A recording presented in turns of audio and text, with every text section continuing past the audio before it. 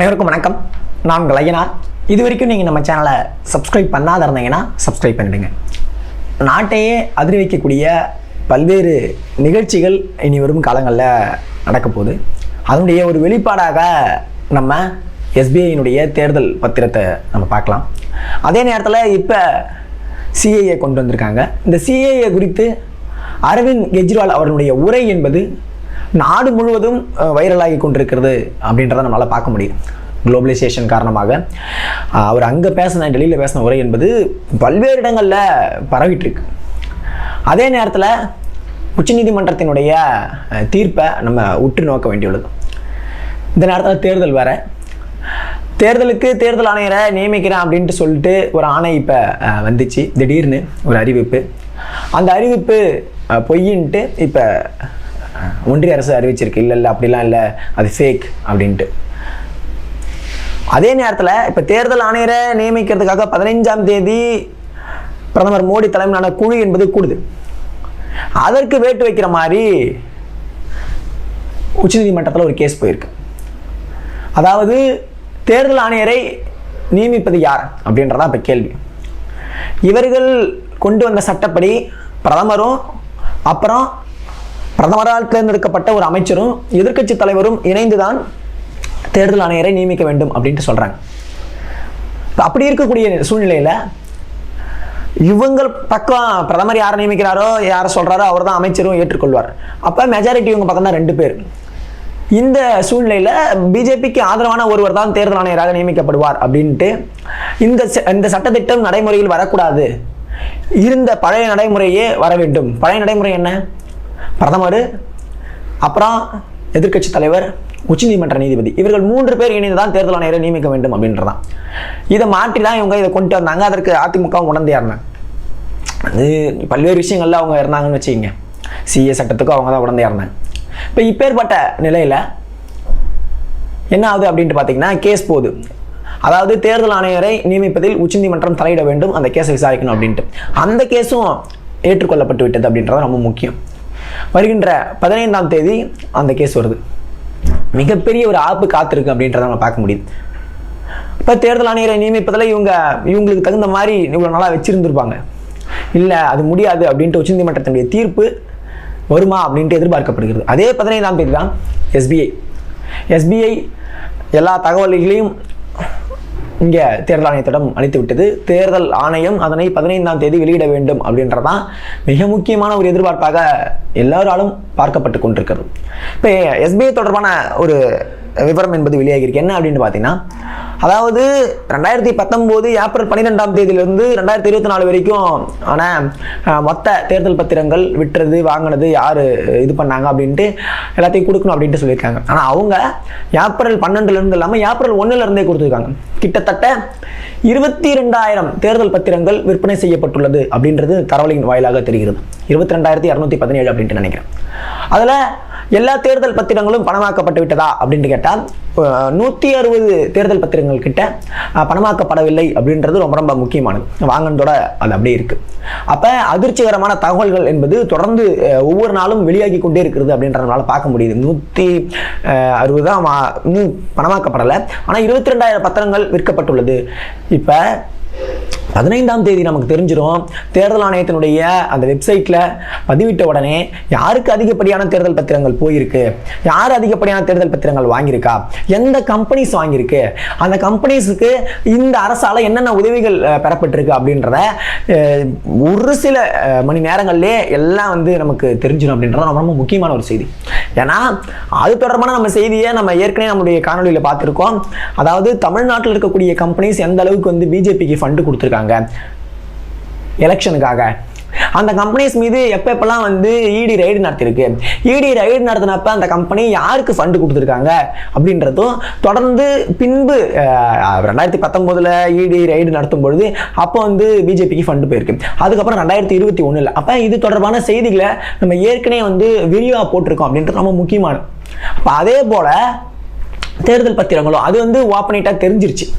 எவ்வளோ கொடுத்தாங்க, எவ்வளோ போச்சு வந்துச்சு, எந்தெந்த டைமில் ஈடு நடத்துது அப்படின்ட்டு. ஆனால் இது எதுவுமே தெரியல. இப்போ அதையும் தெரியப்படும் பொழுது பிஜேபியினுடைய முகத்திரை இல்லை மெகா ஊழல் என்பது வெளிவரும் அப்படின்ட்டு எதிர்பார்க்கப்படுகிறது. அதான் ராகுல் காந்தி அவர்கள் தொடர்ந்து சொல்லிக் கொண்டே இருக்கிறார். இப்போ இந்த நிலையில தான் சிஏஏ கொண்டு வந்தாங்கல்ல. சிஏஏ குறித்து இப்போ கெஜ்ரிவால் அவர்கள் என்ன சொல்கிறார் அப்படின்ட்டு பார்த்தீங்கன்னா, அதாவது நாட்டில் வந்து ஏற்கனவே வந்து பசி பட்னி பஞ்சம் அப்படின்ட்டு போயிட்டுருக்கு. இந்த நிலையில் வந்து நீங்கள் வெளிநாட்டில் இருந்து ஆட்களை கொண்டு வந்து உள்ளே இறக்குறேன் அப்படின்ட்டு சொல்கிறீங்க, உள்ளே வந்து நாங்கள் இது பண்ணுறோம் அப்படின்னு சொல்கிறீங்க. இது எந்த நியாயமாகும்? இங்கே இருக்கக்கூடிய மக்களுக்கு நீங்கள் இது வரைக்கும் என்ன நன்மைகள் செஞ்சுருக்கீங்க? இங்கே இருக்கக்கூடிய மக்களினுடைய வாழ்வாதாரத்தை நீங்கள் மேம்படுத்தி உள்ளீர்களா? இங்கே ஏற்கனவே பல பேர் வந்து செத்து மடிஞ்சிட்டு இருக்கான், நோய்வாய்ப்பட்டு இருக்கான், ஊட்டச்சத்து குறைபாடு காரணமாக குழந்தைகள் வந்து பாதிக்கப்பட்டுள்ளார்கள் அப்படின்ட்டு உங்களுடைய அமைப்புகள் சொல்லி கொண்டிருக்கிறது. நாங்கள் சொல்லலாம் இதெல்லாம் சுகாதார அமைப்பு அப்படி இப்படின்ட்டு நீங்கள் வச்சிருக்கீங்க பார்த்தீங்களா? இது எல்லாம் நீங்கள் கொடுக்குற அறிக்கைகள். இப்போ ஏற்பட்ட ஒரு நிலையில் எவ்வாறு இந்த நாடு வளம் பெறும் வெளியில் இருக்கிறவங்களுக்கு வந்து கூப்பிட்டு வந்தா அப்படின்ட்டு அது ரொம்ப ரொம்ப முக்கியமான ஒரு கேள்வியாக பார்க்கப்படுகிறது. அதுவும் குறிப்பிட்ட சமயத்தினரை மட்டும்தான் நாங்கள் அனுமதிப்போம் அப்படின்றது இதில் எவ்வளோ மாதிரியான ஒரு பிரிவினை ஏற்படுத்தக்கூடியதாக இருக்குது அப்படின்ட்டு கெஜ்ரிவால் அவர்கள் பேசியிருக்காரு. அதாவது இப்போ என்ன சொல்கிறாங்க, நிதி ஆயோக் என்ன சொல்லுது அப்படின்ட்டு பார்த்தீங்கன்னா, நாட்டில் 5% தான் ஏழைகள் இருக்காங்க அப்படின்ட்டு சொல்கிறாங்க. எந்த அளவுக்கு ஒரு வன்மம் நிறைந்த ஒரு அறிக்கையாக இருக்குது அப்படின்றத நம்ம பார்க்க முடியும். நிதி ஆயோக் நாட்டில் 5% தான் ஏழைகள் இருக்காங்க, அதுவும் கிராமப்புறம் நகர்ப்புறம் சார்ந்து அவங்க வந்து பிரித்து போட்டிருக்காங்க. கிராமப்புறத்தில் ஒரு மாதத்திற்கே வந்து 2500 ரூபாயிலிருந்து 3000 ரூபாய்க்குள்ளே வச்சு ஓட்டக்கூடியவர்களாக இருக்காங்க. நகர்ப்புறத்தில் 3000 ரூபாயிலிருந்து 6000 ரூபாய்க்குள்ளே இருந்து செயல்படக்கூடியவர்களாக இருக்காங்க அப்படின்ட்டு பிரித்து அவர்கள் மிகப்பெரிய ஒரு அறிக்கையை வெளியிடுறாங்க. அது தொடர்பாக முன்னாள் நிதியமைச்சர் ப. சிதம்பரம் போன்றவர் வந்து மிக கடுமையான விமர்சனத்தை தெரிவிச்சிருக்கார். ப. சிதம்பரம் அவர்கள் சொல்கிறாரு, எப்படி வந்து 5% ஏழைகள் இருக்காங்க அப்படின்ட்டு நீங்கள் சொல்கிறீங்க? இங்கே இருக்கக்கூடிய மக்களை பற்றி உங்களுக்கு என்ன தெரியுது? இங்கே வந்து ரோட்டில் பிளாட்ஃபாரத்துலேயும் ரயில்வே ஸ்டேஷன்லையும் பஸ் ஸ்டாண்ட்லேயும் வந்து படுத்துட்டு இருக்காங்க, அவங்களாம் நீங்கள் பார்க்குறது இல்லையா? தினந்தோறும் இங்கே பசி பட்டினியால் செத்து முடிக்கிறாங்களே, அவங்களாம் நீங்கள் பார்க்குறது இல்லையா? எப்படி நீங்கள் 5% மட்டும் நீங்கள் உங்களால் சொல்ல முடியுது? எந்த அடிப்படையில் நீங்கள் சொல்கிறீங்க? நீங்கள் இப்போ நிதி ஆயோக்கில் இருக்கக்கூடிய ஏதோ ஒரு தலைவர்கிட்ட போயிட்டு 2000 ரூபாயை கொடுத்துட்டு ஒரு 2500 ரூபாய் கொடுத்துட்டு நீங்கள் ஒரு கிராமத்தில் போயிட்டு ஒரு மாதம் வாழுங்க அப்படின்னு சொன்னால வாழ முடியுமா? இதுதான் வந்து ஒரு அடிப்படை செலவினங்களுக்கான இது அப்படின்ட்டு உங்களால் எப்படி சொல்ல முடியுது அப்படின்ட்டு அவர் கேட்குறாரு. சரியான ஒரு கேள்வி. ஒரு நாளைக்கு 70 ரூபாயை வச்சுக்கிட்டு நீங்கள் வாழ்ந்துட முடியும் அப்படின்ட்டு அவங்க சொல்கிறாங்க. இது எதற்காக? இப்போ 5% ஏழைகள் இருக்கா அப்படின்ட்டு சொல்கிறதுனால என்ன பிரச்சனை வரப்போகுது அப்படின்ட்டு நீங்கள் கேட்டிங்கன்னா அதற்கான பதிலையும் நான் கொடுக்குறேன். அதாவது ஒரு அரசு இருக்குன்னா அந்த அரசு எல்லா திட்டத்தையும் ஒரே ஆட்களுக்கு செயல்படுத்துவதில்லை, ஒரே ஆட்களுக்கு அந்த திட்டங்கள்லாம் செயல்படுத்துவதில்லை. என்னன்னா, இங்கே இருக்கக்கூடிய நடுத்தர வர்க்கத்தினருக்காக ஒரு திட்டம், இங்கே இருக்கக்கூடிய மேம்பட்ட வகுப்பினர்களுக்காக ஒரு திட்டம், இங்கே இருக்கக்கூடிய ஏழை எளிய மக்களுக்காக அவர்களை மேம்படுத்துவதற்காக அவர்களுக்கான அடிப்படை உரிமைகளை பெற்றுத் தருவதற்காக பல்வேறு திட்டங்களை வந்து போட்டுட்ருக்கேன். அப்போ இப்படி தான் இந்த திட்டங்கள் வந்து பிரித்தாளப்படுகிறது அப்படின்றத நம்ம ஃபஸ்ட்டு புரிஞ்சுக்கணும். நம்ம பட்ஜெட்லேயே இருக்கட்டும் இல்லை எந்த ஒரு திட்டமாக கொண்டு வரதா இருந்தாலும் அது யாருக்கு போய் சேருது அப்படின்றதான் அவருடைய முதல் கட்ட ஆய்வாக இருக்கும். அப்போ அந்த ஆய்வை தொடர்ந்து அதன் பின்பு அது யாருக்கு போயிட்டு சேர வேணும் அப்படின்றதெல்லாம் நியமிச்சு அதற்கு எவ்வளோ பட்ஜெட் ஒதுக்கணும், இவங்களுக்கு என்னென்ன தேவைகள் இருக்குது அப்படின்றதெல்லாம் பார்த்துட்டு தான் திட்டத்தை ஒதுக்குவாங்க. இப்போ இவங்க நாட்டில் 5% தான் ஏழைகள் அப்படின்ட்டு சொல்வதனுடைய காரணமாக என்ன ஆகும் அப்படின்ட்டு பார்த்தீங்கன்னா, இந்த ஏழை எளிய மக்கள் இருக்காங்கல்ல, இந்த ஏழை எளிய மக்களுக்கு எந்த திட்டமுமே அவங்களால போட முடியாது, இல்லை போட மாட்டாங்க. 5% தானே இருக்காங்க, அவர்களுக்கு வந்து திட்டத்தை குறைங்க, 5% மக்களுக்கு மட்டும் செல்ற மாதிரி குறைங்க, மீதி எல்லாம் நடுத்தர வர்க்கத்துக்கு வந்துட்டாங்க. இப்போ நடுத்தர வர்க்கத்துக்கு வந்த பின்பு அவர்களை இன்னும் மேம்பட்ட வகுப்பினருக்காக என்ன பண்ணணுமோ அதை மட்டும் தான் நம்ம செயல்படுத்த வேண்டும் அப்படின்ற அடிப்படையில் திட்டத்தை ஃபுல்லாக இவங்களுக்கு கொண்டு வருவாங்க. இவங்களுக்கு கொண்டு வந்தால் உண்மையான அவர்களுடைய பணலை அனுபவிக்க போது யாரு அப்படின்றத நம்ம கேள்விக்குறி. உண்மையான அந்த தேவைகளை யாரு ஏற்றுக்கு போறா அப்படின்றதான். இப்போ இது ரொம்ப ரொம்ப ஒரு கான்ட்ரவர்சியான விஷயம். அப்போ இன்னும் கீழ்த்தட்டில் இருக்கவன் அடித்தட்டில் இருக்கவன் இன்னும் அடித்தட்டுக்கு தான் போவான். ஏன்னா அவனுக்கு எந்த வித திட்டமும் சென்று சேராது, அவனுக்கு எந்த ஒரு பயனும் கிடைக்காது. ரொம்ப ரொம்ப முக்கியமானது. இப்போ அந்த மாதிரியான செயலை தான் பிஜேபி செய்து கொண்டிருக்கிறது. இப்போ இங்கே திட்டங்கள் எல்லாம் யாருக்காக போடப்படுகின்றது? நமக்காகவா? நமக்கு என்ன தேவையோ அதையெல்லாம் கொண்டு வராங்களா? நம்ம கேட்கறது எல்லாம் நிறைவேறிச்சா? எதுவுமே கிடையாது. பிஜேபி என்ன சொல்லுது, எல்லாம் வந்து இன்னும் மேலே போயிட்டு இருக்காங்க. கிடையவே கிடையாது. நடுத்தர வர்க்கத்திலிருந்து இன்னும் அடிமட்ட வர்க்கத்துக்கு போனக்கூடியவர்கள் அதிகமாக இருக்காங்க அப்படின்ட்டு ஆய்வுகள் சொல்லுது. மேல்தட்டத்திலிருந்து நடுத்தர வர்க்கத்துக்கு வருகிறார்கள் அப்படின்ட்டு ஆய்வுகள் சொல்லுது. பெண்களுடைய நிலை என்பது ரொம்ப ரொம்ப மோசமாக இருக்கு எல்லா இடத்திலும். அது பிஜேபி ஆளக்கூடிய மாநிலங்களில் சொல்லவே தேவையில்லை. நான் சொல்ல அறிக்கைகள் சொல்லுது.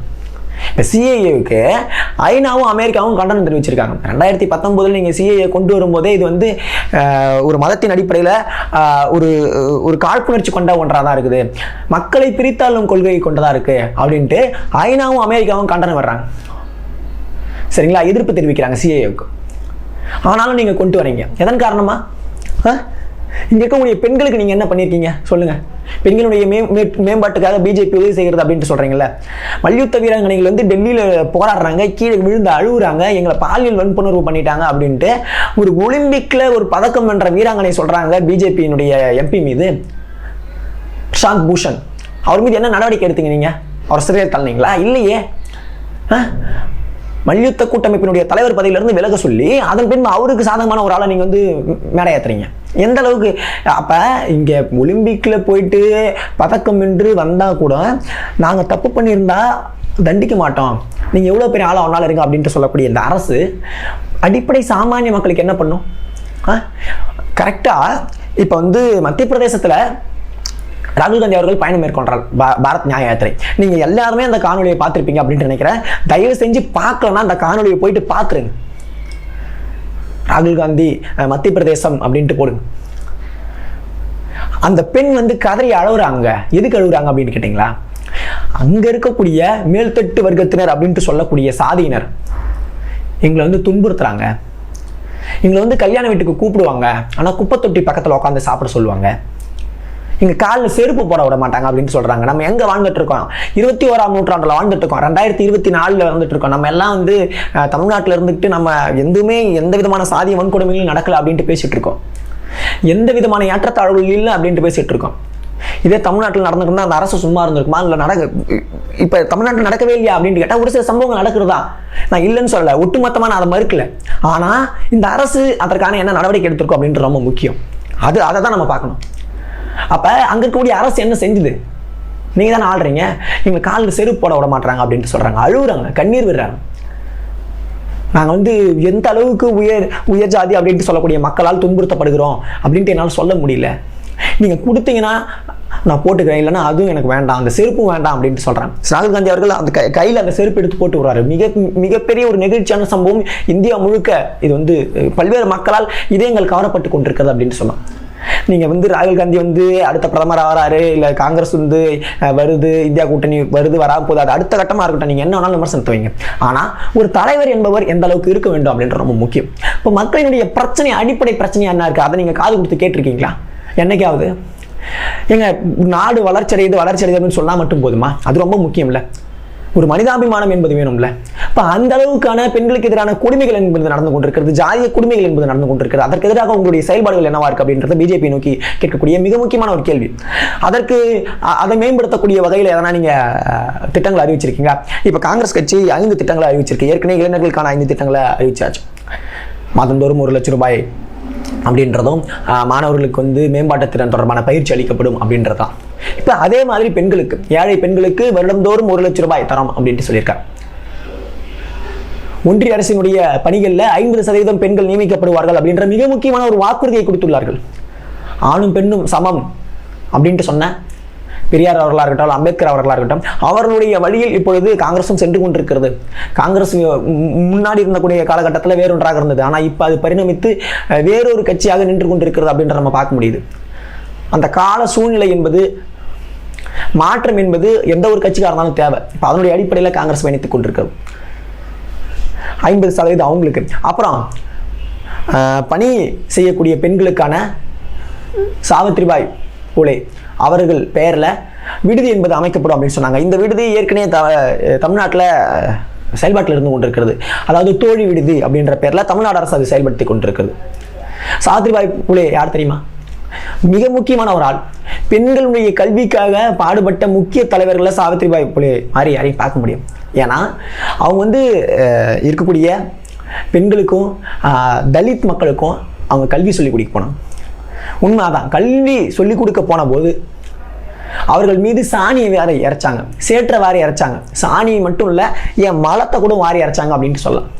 அப்போ அது தொடர்பாக அவங்க போயிட்டு பேசும்பொழுது, ஜோதிபாய் பூலே கிட்ட பேசும்பொழுது, இந்த மாதிரி என் மேலே சாணி வாரி அடிக்கிறாங்க, சேத்தை வாரி அடிக்கிறாங்க, மலத்தை கலந்து வீசுறாங்க என் மேலே அப்படின்னு சொல்லும்பொழுது, அப்படியா, நீ வந்து 2 துணி எடுத்துகிட்டு வந்துக்கு, ஒன்று வந்து போட்டு வந்துக்கு, ஒன்று வந்து பையில் எடுத்துகிட்டு வந்துக்கு, இங்கே வந்து குளிச்சுட்டு இந்த துணியை மாற்றிட்டு நீ சொல்லிக் கொடு அப்படின்ட்டு சொன்னார்.